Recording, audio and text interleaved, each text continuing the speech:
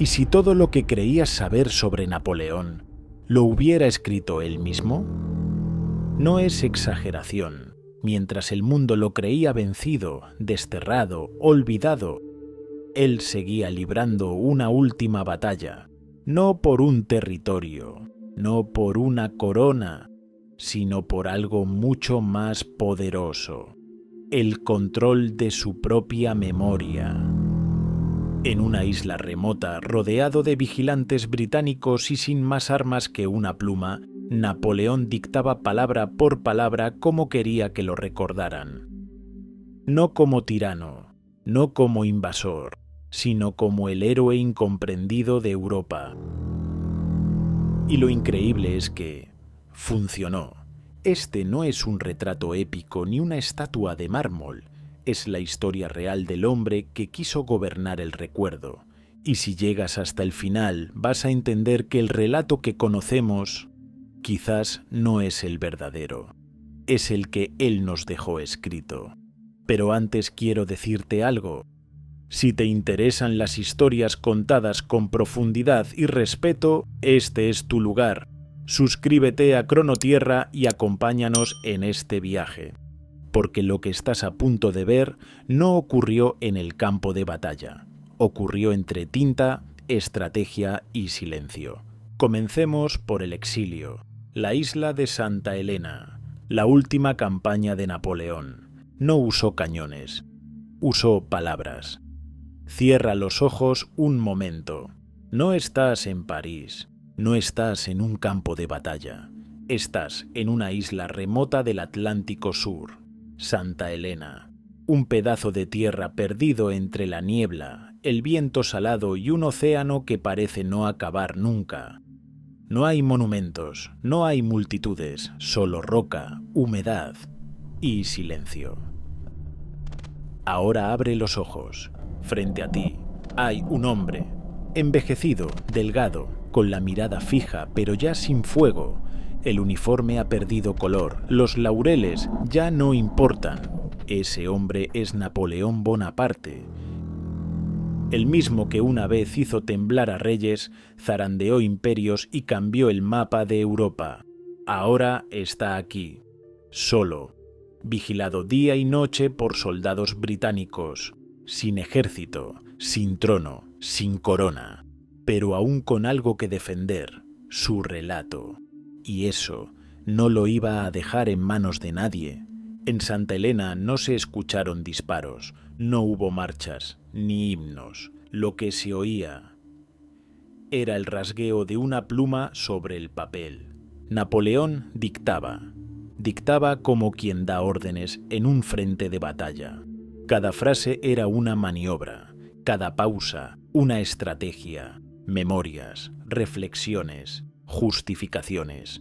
La guerra ya no era contra Inglaterra, era contra el olvido, porque lo entendía mejor que nadie. Las batallas pasan, las palabras quedan. Y no hablaba para los presentes, no hablaba para su carcelero, hablaba para nosotros, para ti, que estás viendo esto ahora. ¿Lo habías pensado alguna vez que muchas de las ideas que hoy tienes sobre Napoleón no vienen de libros neutros, vienen de él, del mismo hombre que, desde una isla en el fin del mundo, escribió cómo quería ser recordado: el héroe traicionado, el genio incomprendido, el emperador romántico que quiso civilizar el caos. ¿Fue así? ¿O así quiso que lo creyéramos? Esa es la pregunta incómoda, porque las memorias de Santa Elena no fueron confesiones, fueron una campaña más, silenciosa, precisa y dirigida al futuro. Su último acto de poder, una guerra sin armas, pero con impacto. Y tú formas parte de ella, porque si alguna vez pensaste que Napoleón fue más luz que sombra, más víctima que tirano, es posible que esa idea no sea completamente tuya. Es posible que te la haya sembrado él mismo, desde su escritorio, con tinta, desde el exilio, hace más de 2 siglos, y mientras tejía esa imagen con palabras, en otro frente estaba dejando una huella mucho más tangible, una que no está escrita. Está tallada, colgada, expuesta, no sobre papel, sino sobre mármol, lienzo y oro. Obras maestras, códices, esculturas, manuscritos sagrados, piezas que no eran suyas, pero que hizo suyas por la fuerza. Muchas de ellas todavía están ahí, en museos, intactas a la vista de todos, pero nadie pregunta de dónde vinieron o por qué siguen allí. Y ahora que conoces el primer relato que Napoleón escribió para el futuro, te invito a mirar otro, uno que no se escribió con tinta, se escribió con saqueo. ¿Te atreves a descubrir qué hay detrás de esas vitrinas? Seguimos caminando. El botín más silencioso, el arte que no volvió a casa. Camina por el Louvre, déjate guiar por sus pasillos, siente el mármol bajo tus pies, la luz cálida sobre vitrinas centenarias. Detente frente a una escultura romana, una esfinge egipcia, un códice italiano del siglo XVI. Están ahí, quietas, bellas, silenciosas, pero si te quedas un segundo más, vas a notar que detrás de su belleza hay algo que no encaja, una ausencia, un vacío, un silencio incómodo, el de todo lo que no se cuenta, el de lo que fue tomado, no con manos temblorosas ni en la oscuridad, sino con el respaldo de un imperio y las órdenes firmadas por Napoleón. Porque durante sus campañas militares no solo avanzaban cañones, avanzaban eruditos, arqueólogos, historiadores, con listas en mano. Sabían exactamente qué estaban buscando, entraban en templos antiguos, bibliotecas centenarias, monasterios olvidados, y lo que encontraban lo enviaban a París, sin más permiso que la victoria. Así nació el llamado Museo Napoleón. Su nombre original no era casual, era un manifiesto, no era un homenaje al arte, era un escaparate de dominio. Cada pieza colgada, cada estatua exhibida, cada objeto exótico, era un trofeo. Una forma elegante de decir, esto también nos pertenece. Y mientras el museo se llenaba de reliquias, otras culturas se vaciaban de símbolos, de memoria, de sentido, porque lo que se lleva una estatua no es solo su materia, es la historia que contaba, la tradición que sostenía, las generaciones que la veían como algo más que arte, como raíz. Y tú, sin saberlo, formas parte de esa cadena, porque hoy admiramos esos objetos, los fotografiamos, los compartimos en redes y muy pocas veces nos preguntamos, ¿cómo llegaron ahí? ¿A quién se le arrancaron? ¿Y por qué nunca volvieron? Napoleón entendía que la cultura es poder y que quien posee los símbolos también posee el relato. Si puedo mostrarte tu historia en mi vitrina, entonces tengo más que tus tierras, tengo tu memoria. Hoy, más de 2 siglos después, ese debate sigue abierto. Italia, Egipto, Bélgica, Alemania. Muchos han pedido la devolución de piezas tomadas durante esas campañas. Algunas han vuelto, la mayoría no. ¿Deberían regresar? ¿Puede la belleza ser reclamada cuando fue tomada a la fuerza? ¿O ya nos hemos acostumbrado tanto que preferimos no mirar hacia atrás? No hay respuestas simples, pero hay algo que sí podemos afirmar. La próxima vez que camines por el Louvre, no lo vas a ver igual. Si esta historia te está aportando una perspectiva diferente, si te parece que merece ser escuchada, apóyanos con un like. Es la forma más sencilla de ayudarnos a seguir haciendo este tipo de contenido, porque esta historia aún no termina. Porque mientras Napoleón llenaba vitrinas con trofeos, había una sola cosa que nunca pudo poner en exhibición. Una que lo desarmó sin estrategias ni campañas. Una que lo marcó para siempre. No fue una guerra, no fue una rebelión, fue una mujer. Y si pensabas que Napoleón dominaba todo, espera a conocer la única batalla que no pudo ganar. Continuamos. Josefina. La única derrota que Napoleón nunca superó. ¿Quién fue de verdad la persona más difícil de conquistar para Napoleón? No fue el zar Alejandro, no fue Wellington, no fue la Iglesia, fue ella. Y no la conquistó con armas, ni con tratados, la conquistó con cartas, con obsesión, con una necesidad casi infantil de ser amado. Cuando Napoleón conoció a Josefina, ella ya sabía cómo moverse en los salones del poder. Había sobrevivido a la revolución, al miedo, al caos. Era una mujer inteligente, libre, deseada. Él, en cambio, era joven, desconocido y un poco torpe fuera del campo de batalla. Pero la amó, con esa intensidad que solo puede tener quien no está acostumbrado a obtener todo con facilidad. Sus cartas lo demuestran. No paso un día sin amarte 1000 veces. No puedo dormir sin pensar en ti. Ven, vuela, ven y dale al alma tu emperador una dicha que le es indispensable. Pero Josefina no era solo un objeto de deseo, era una mujer compleja, independiente. Y aunque también lo quiso, nunca lo idealizó. Durante años su relación fue una danza entre la pasión, los celos y el poder.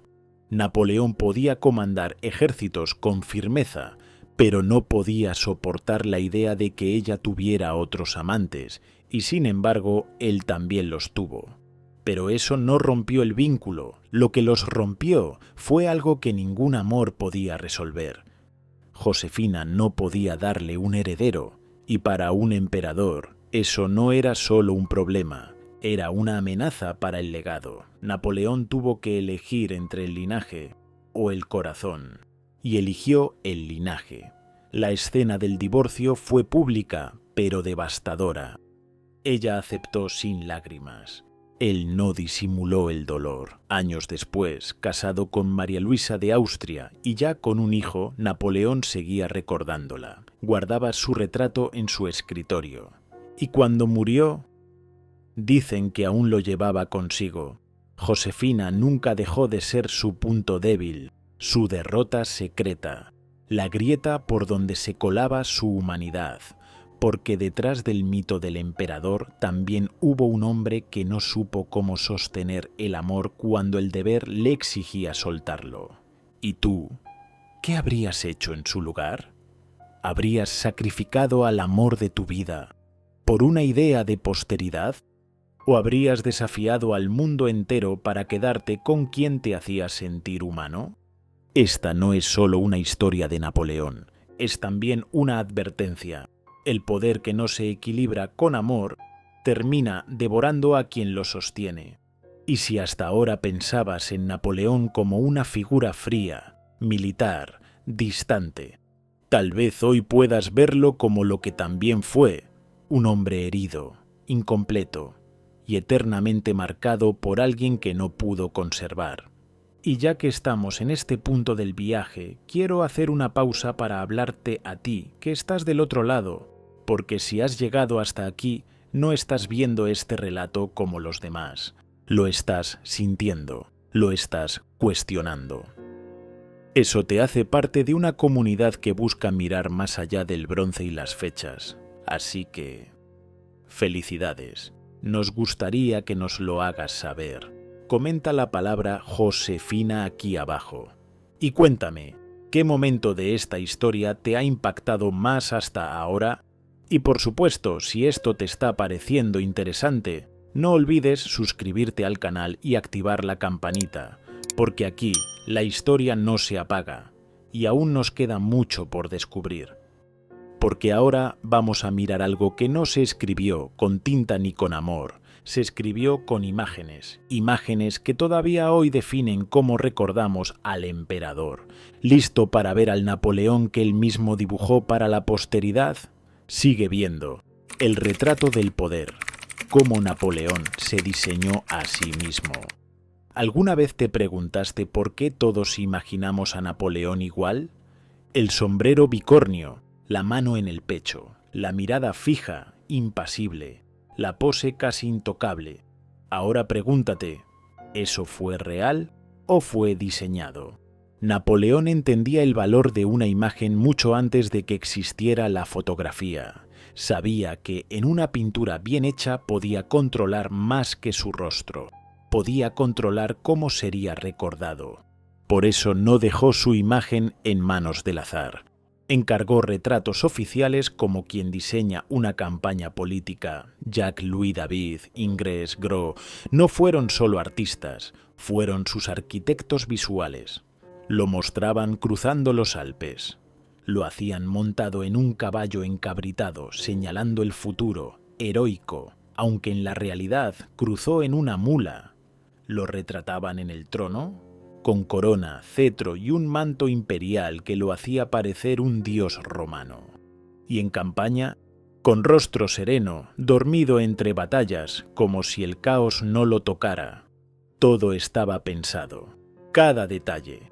La mano en el pecho no era un gesto casual, era símbolo de autocontrol, de equilibrio, de nobleza. El uniforme ajustado, los laureles dorados, la iluminación en los cuadros, nada era neutro. Incluso las esculturas que se enviaban a otros países mostraban a Napoleón con el torso desnudo, como un emperador clásico. Él no solo quería gobernar, quería parecer eterno. Y tú, sin saberlo, también formas parte de esa estrategia, porque si te dicen Napoleón, ya lo ves en tu cabeza. No como un ser humano, sino como una figura esculpida, sólida, inmutable. Esa imagen fue sembrada hace más de 2 siglos y sigue viva. Pero esa construcción no solo era para el pueblo, también era para él mismo.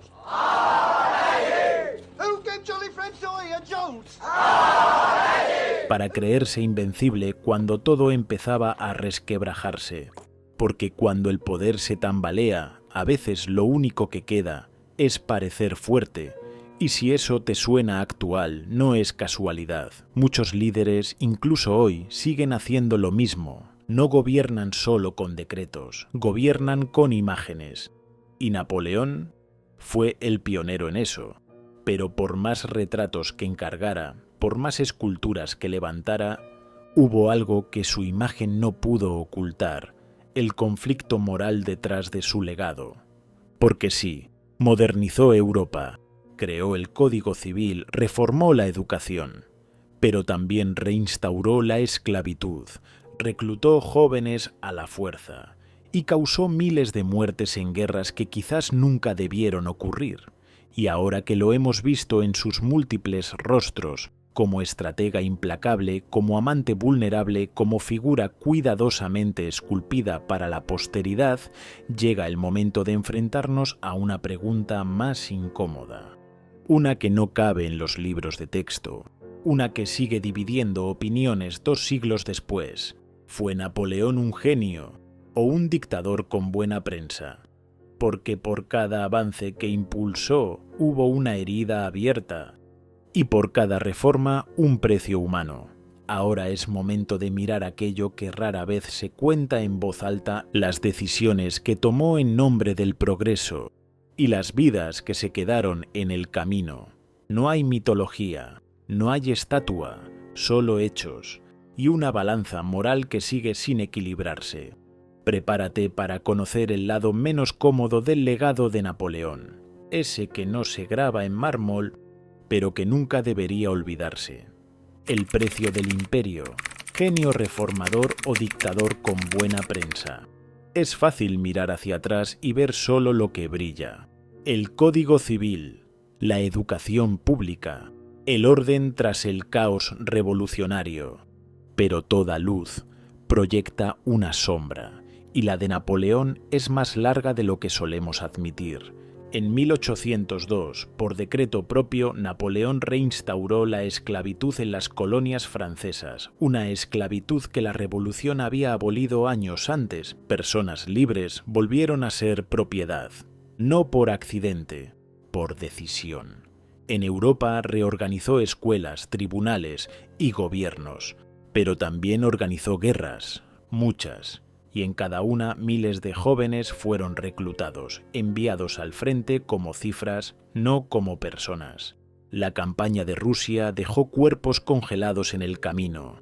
En Haití, su intento de reconquista fue un fracaso militar y una tragedia humana. En Egipto, soldados ejecutaron prisioneros sin juicio, y en casa la censura de prensa impedía que esas verdades llegaran al pueblo. Entonces, ¿qué era Napoleón? ¿Un reformador que modernizó Europa? ¿O un emperador que usó el progreso como justificación para el dominio? La historia suele elegir un ángulo, pero los hechos no encajan tan fácil, porque mientras su imagen seguía viva en pinturas, monedas y libros, otras voces quedaron enterradas, las de quienes murieron, las de quienes no pudieron hablar, las de quienes cargaron con el precio de su ambición.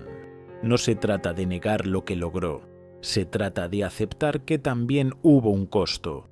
No fue solo un monstruo ni solo un genio, fue ambas cosas y más, fue humano.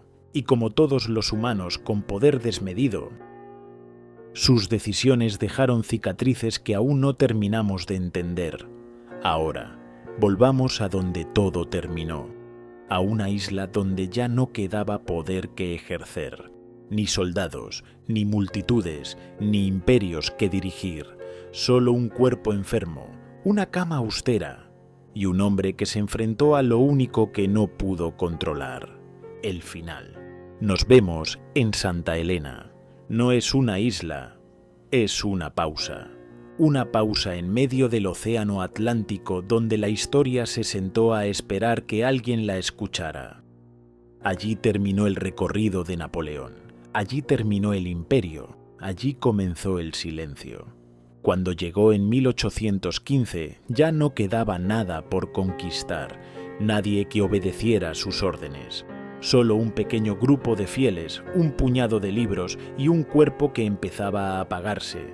Pero incluso en el exilio intentó mantenerse invencible. Dictaba sus memorias como quien aún lidera batallas. Tomaba cada conversación como una oportunidad para dejar huella. Pero su salud empeoraba. Dolores constantes, vómitos, debilidad. El hombre que marchó sobre Europa ya no podía caminar sin ayuda. Murió el 5 de mayo de 1821. Tenía apenas 51 años, pero había vivido como si hubiera tenido 100. Hasta su muerte está rodeada de misterio. ¿Fue cáncer de estómago, como dijeron los médicos? ¿O fue envenenado lentamente con arsénico, como sostienen algunos estudios forenses modernos? Nunca se probó del todo. Pero el debate sigue, porque incluso muerto, Napoleón sigue generando versiones. Fue enterrado allí, en la isla, bajo una lápida que no decía su nombre completo. Los británicos temían que, hasta después de muerto, su sola presencia siguiera siendo peligrosa. Y sin embargo, no pudieron contenerlo. 19 años más tarde, su cuerpo fue exhumado y llevado de regreso a París. El pueblo que lo había exiliado lo recibió como a un héroe. Calles colmadas, lágrimas, marchas. Lo que había sido una amenaza se convirtió en leyenda. Hoy descansa bajo la cúpula de los inválidos, en un sarcófago imponente, como si aún gobernara desde la eternidad. Pero todo esto nos deja una pregunta abierta, una que no responde la historia, pero que sí nos interpela como sociedad. ¿Por qué seguimos recordando a los conquistadores con más pasión que a sus víctimas? ¿Es porque nos fascina el poder, incluso cuando es brutal? ¿O porque nos cuesta aceptar que detrás de cada imperio hay un precio que alguien más pagó? Tal vez Napoleón no conquistó solo países. Tal vez conquistó algo más profundo, nuestra necesidad de creer en figuras invencibles. Pero lo cierto es que ningún imperio dura para siempre, ni siquiera el suyo. Ni siquiera el que él escribió con tinta, con arte, con propaganda, con memoria. Lo que queda es la pregunta. ¿Y tú qué piensas? ¿Napoleón fue un visionario incomprendido o el mejor constructor de su propia leyenda? Nos encantará leer tu reflexión. Gracias por quedarte hasta el final, por mirar con atención y por dejarnos acompañarte en este viaje. Si te ha resonado lo que viste, háznoslo saber comentando la palabra legado. A veces una sola palabra basta para recordarnos que no estamos solos en este camino, y si aún no lo has hecho, puedes suscribirte para no perderte las próximas historias. Porque mirar el pasado también es atreverse a sentirlo, y en ese viaje tu perspectiva importa. Esto fue Cronotierra, donde la historia no se apaga. Nos vemos en el próximo viaje.